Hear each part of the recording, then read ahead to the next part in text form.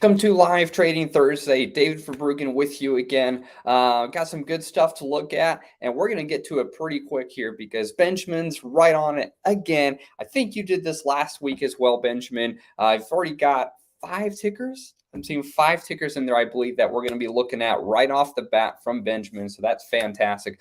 But before we do that, guys, keep in mind that everything in this live trading session should be viewed as educational purposes only and not taken as trading or investment advice. With that, we're going to hop right on over to the S&P. I'm going to give a quick refresh so we can get the absolute latest data in here.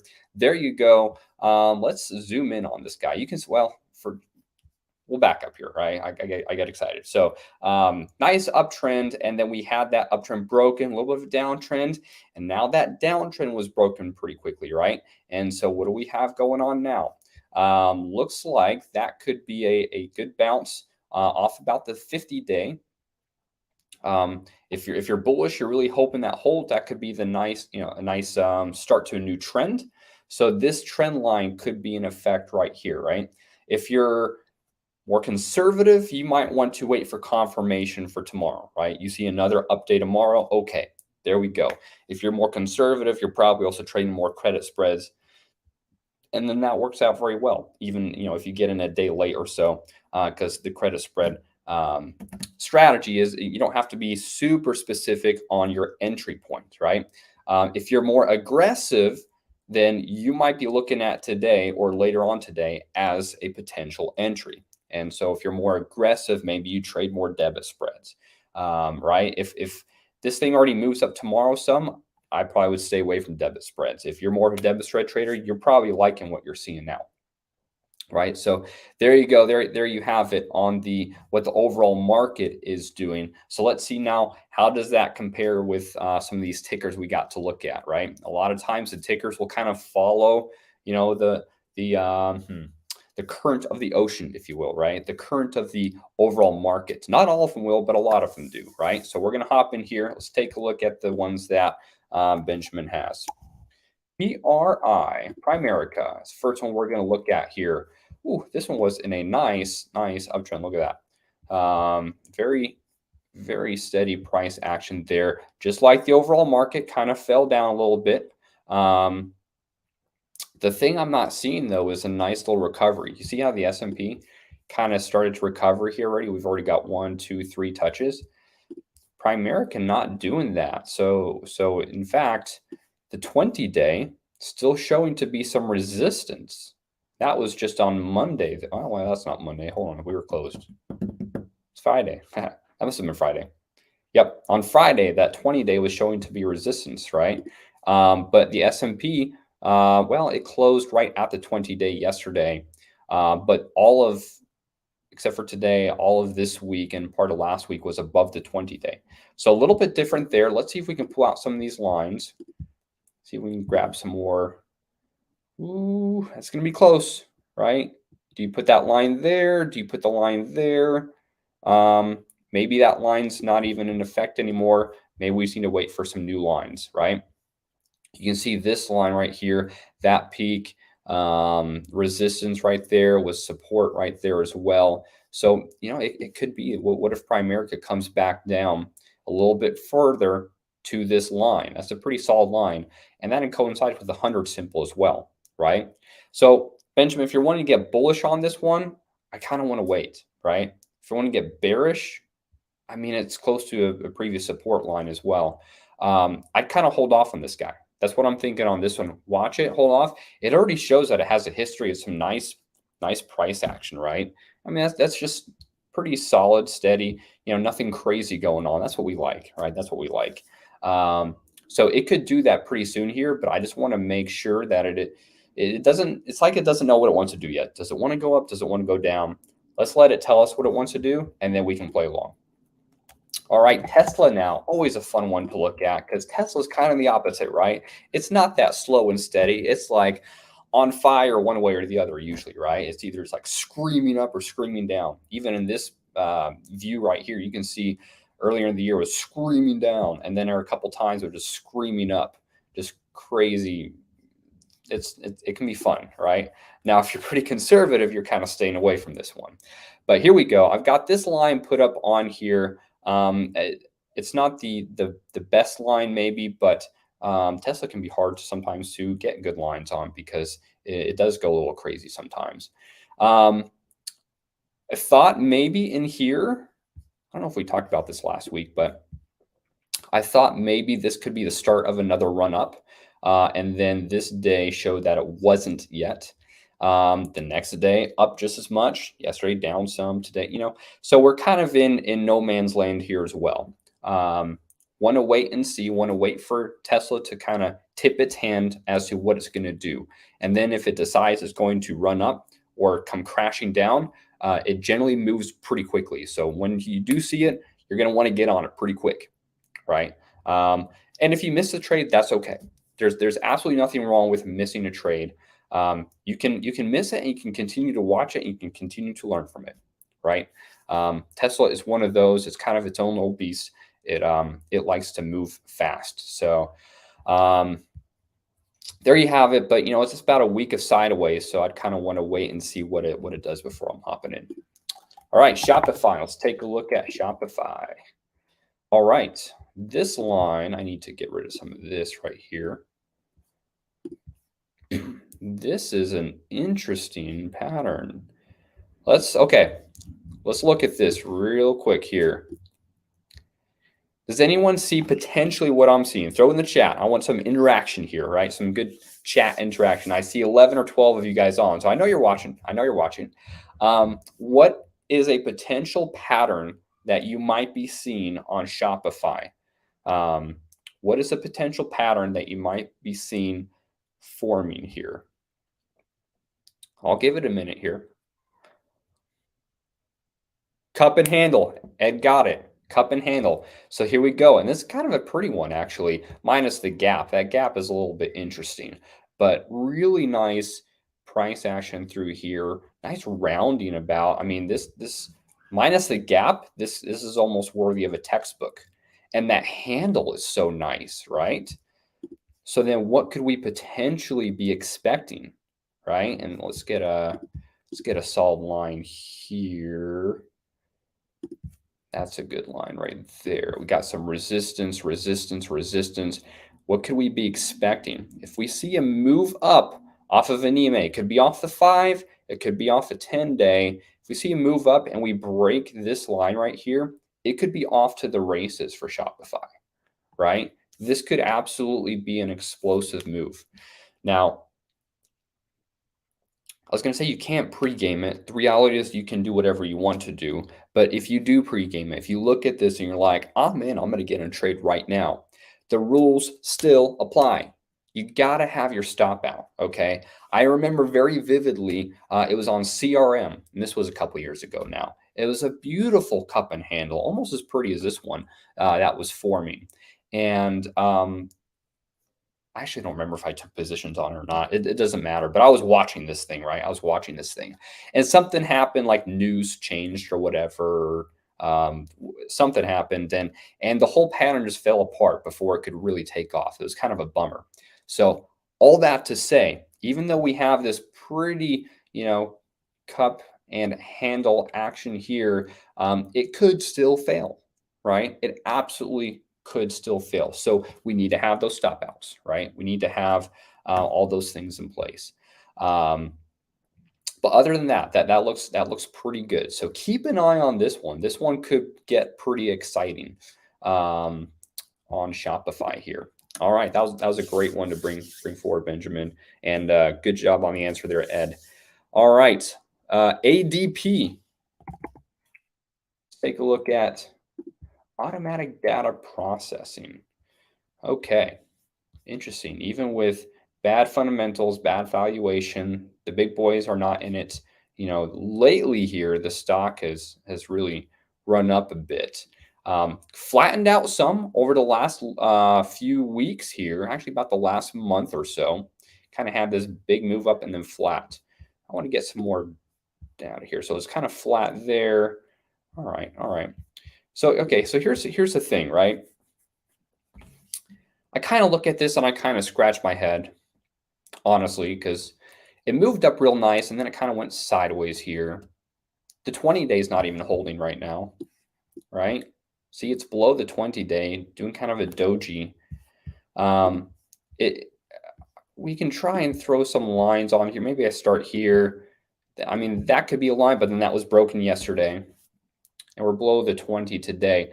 So, I mean, are we going to go down? We could. It could come back down to the 50, and the 50-day would coincide nicely with the gap line right there. But it's for the most part still made higher highs and higher lows. Um, I'm not loving it. Maybe you guys are seeing something more clearly than I am. That absolutely could be. There's an old line right here. I'm gonna get rid of that. You could absolutely be seeing a pattern on certain tickers, better than I am. And if you see something, then hey, great. But what I do as a trader, if I'm looking at the pattern and I'm just not getting a good sense of what's going to happen, um, I tend to stay away from it, right? I tend to stay away from it. I'm moving on to a different trade, right? Now, it's still earlier on in the day. What if this thing closes up a little bit higher, and it shows that it's a nice, it's basically sitting on the 20-day.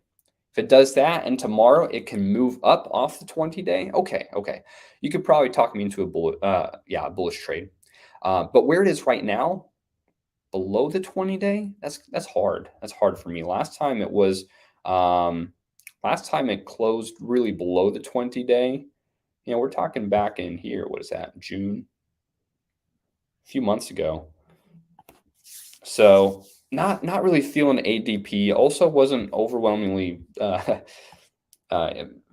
just impressed by all the red on the boxes here. Not that tells the whole story, but when I look at this and I see the fundamentals are weak and it's probably overpriced and the big boys have pulled out, I don't know. Does that mean I'm ready to get bearish on it yet? Oh no, not yet. I mean, it's moved up quite a bit in the last few months. And I'd be curious to see what happens when it gets to the 50 or if it gets to the 50. I don't know it's going to get to the 50, but the 50 and the gap line, that could be an area of support if it does end up moving down. So, that kind of puts me in this kind of wishy-washy pattern. Like, I don't really know what to say. So there you go. Moving on to the next one, because that's what you do as a trader. If you just don't know, you just don't guess. You just move on to the next one. Berkshire Hathaway, the B shares, and that's a pretty pattern. Yeah, Benjamin, I think this is the prettiest pattern of the five that you brought forward. I think Shopify could get exciting, right? But as far as just nice, boring, which boring's good, nice, boring, uptrending action, just kind of grinding upward. This is great, right? This is great. The only thing is that it may not be at what we could consider a good buy point, right? If we're looking at this line, it's extended from that line somewhat, not a terrible amount. While we're talking about lines, I think this line is worth considering. That was some resistance, was resistance a few days ago too. We're coming up right against that. Could be a good thing. What if it pulls back down, gives you an entry? If you're conservative, maybe you want to break this line and then look at an entry. I wonder, we were just talking about cup and handles, right? And when you talk about something, all of a sudden you start seeing more of it. I hadn't thought of this. Could this be a cup and handle? I don't know. Well, I see a cup. I don't know if I would call that the handle, but maybe I'm just seeing things now, right? But fun one to look at. But of course, this pattern just looks really nice, right? And while we're on this topic with Berkshire Hathaway, this is kind of fun to look at, right? So these are the B shares. When you're wondering, like, that's a weird looking ticker, BRK.B, right? This is the B shares. Essentially, these are the shares that most of us could afford, to do trades on with either stocks or options, right? Because if you look at the A shares, and some of you guys know this, but just in case you don't, BRK.A, check out what the price is. It doesn't even fit on there. See that? It doesn't even fit on the screen properly. It's over $500,000 a share. This is the most expensive stock in the market. It just is. Now the pattern's going to be pretty much identical. You can see it's also kind of cup-ish looking, right? But it's just kind of crazy, right? This stock has never split. It's also low liquidity. I mean, look at this. Your average volume less than 10,000. You know, we like ideally a million plus, right? So of course we wouldn't trade this. People that hold this, it's more of just they're kind of holding it, and they get voting rights in Berkshire Hathaway. But for the rest of us, you know, BRK.B is really what we're looking at, the B shares. All right, perfect. Benjamin's got a few more in here, and we'll wrap it up with that. SPLG. All right, what do we got here? Spider portfolio. So it's an S&P 500 ETF, right? I got to be honest with you. I'm not familiar with this one. I'm not sure how this differs from the SPY. And the SPY is ETF. Okay, I mean they're both. If you look at, I'm clicking between the two. See how the chart is nearly identical. I mean the prices are different, but the chart's not moving at all, right? So SPLG, basically my analysis is going to be the same as what it was on the overall market. You know, we've got this. Hopefully that ends up being another move up, because that just makes trading easier. If we break down and head down again, it's like, all right, you know, we were an uptrend, then a downtrend, then an uptrend, then a downtrend. Which one do you want to do? You know, let's get some consistency here, because as traders, we thrive off of consistency. So that's the hope, that it can continue to move up. And again, if you're conservative, maybe you wait another day and see if you can get some confirmation move towards the upside. Caterpillar, looking at Caterpillar here. Had some really nice, it broke this downtrend, nice moves up. I haven't looked at this one in a while, obviously, because I have no lines on here, no recent lines at least. We'll go with that line right there. Gap up on earnings and kind of sideways since, right? Actually, if I look closer, you guys remember hearing the term gaps or gifts? Kind of look at this right here. You see that gap, and then the low point there ends up being some support in this area. It's kind of more of a zone, not a perfect line, as you can see. But if we could draw kind of like a, well, actually we could. This is what I mean by this. Let's do this real quick. If I'm going to use a rectangle and I'm going to draw a zone. So instead of it being like a line of support, in this case, we're kind of looking more at like a small zone of support. That's kind of what we're looking at. This zone area, that would kind of be support, right? So that's what we're looking at there. And then just kind of going sideways, right? We could also look at this as a zone of resistance on the top end, right? Some resistance right in there. So what do you do with that? Well, I mean, it could be rolling. It's in the middle of that potential channel right now. I call it a potential channel because I don't think it's really rolled enough to really warrant us calling it, yes, it's in a rolling pattern. It could be on its way there, but you know, see what happens. If it comes back down into this zone or area of support and bounces up, that could be an entry, right? That could be an entry. So that could be pretty nice. So keep an eye on Caterpillar. Cool thing. Look at that. All four greens. Don't see that all too often. So sweet. That's Caterpillar. All right. Last one, we're going to take a look at SWN, Southwestern Energy Company. Energy's been doing well, right? It's maybe slowing just a little bit here, but look at this 20-day support. Got a little bit mushy in there, but still kind of held a support right back down at the 20-day, right? Watch this one, guys. Watch this one. Now, look at the price too, $6.57. It's a lower dollar stock. Does that mean that we're going to go ahead and look at options on here? I don't know about that, right? I don't know if I want to look at options. They have options. They have weeklies even. The liquidity you can see is in the red. So I don't want that. And usually with these lower dollar stocks, you don't get great leverage on options. In fact, is kind of already built into the stock price, if you will, right? Let's say you were holding when it was kind of doing this, not holding, but you're trading when it's doing this rolling action down in here, and you bought in at about $5 a share. And if you held it now, I mean, that's $1.50 up. That's a 30% increase on the stock price alone, just through the summer, right? That's pretty big. 30% on the stock alone, right? Now, that being said, kind of begs the question, is this run over? Well, I don't know. I just see that the 20-day is holding pretty nicely here, and we're coming back down to the 20-day and could start moving up off of support there. So if we do see a nice move up off of support, could consider that for even just a simple stock trade, right? We love to talk about options. We all know about the leverage of options. We know about the options that options give you, right? How many different strategies you can do or create with options. That's great. But sometimes, even from a psychological and emotional standpoint of view in trading, just trading shares is nice, right? Sometimes it just is, especially when you can get some leverage here, right? Let's say it bounced up and you got in at 662, right? And you were just going to ride it up to the peak here, 687. Yeah, that's not a big move. Yeah, I'll give you that. That's not a big move, but sometimes you're just looking at this as, hey, you could have a really tight stop loss, right? You get in at 662, and maybe your stop is just below the 20-day at 651. Okay, so the stock goes against you. You know, you lost, was that 11 cents a share?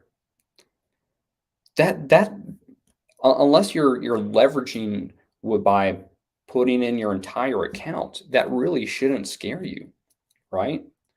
I mean, 11 cents a share. You could do 100 shares and it's like $11 stop out.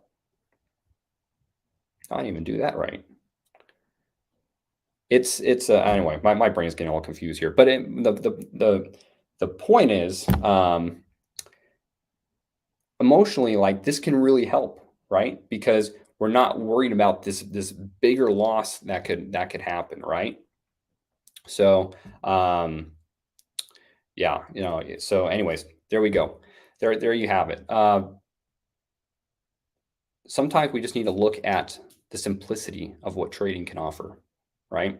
I know my brain's kind of going off on me here right now, but the simplicity, we lose that so many times. We want to get into the complex, and oftentimes, especially as newer traders, we want to dive into the complex too fast. Sometimes simplicity is a good thing. And that's why I love looking at a chart like this, right? Hey, just what about the stocks? What about the stocks? How about we just trade the shares, right? Yeah, it might be a small profit there, but it's really more about that risk to reward ratio, right? And that could still be there, right? All right, cool.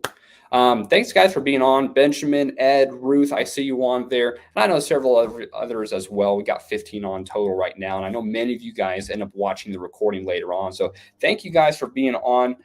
We got a webinar coming up on Tuesday. It's going to be 11 a.m. Central Time. It's this Tuesday. I'm going to be on it helping out with this one.